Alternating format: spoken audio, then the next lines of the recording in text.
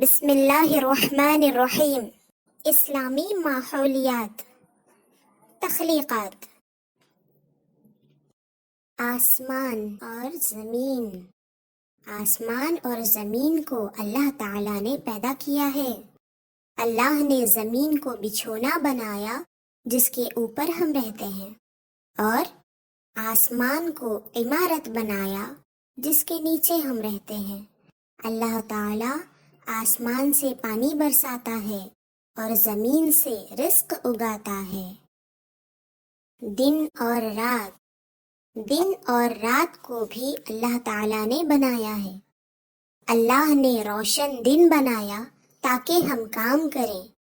اللہ نے اندھیری رات بنائی تاکہ ہم آرام کریں۔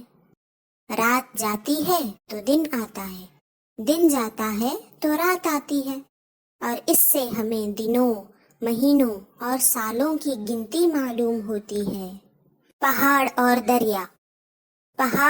دریا کو بھی اللہ تعالیٰ نے بنایا ہے۔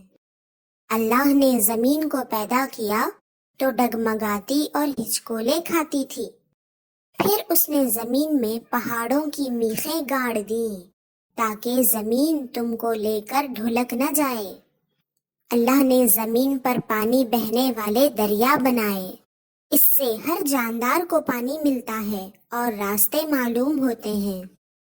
راستے، اللہ تعالیٰ نے راستے بنائے تاکہ لوگ اپنا راستہ معلوم کر لیں۔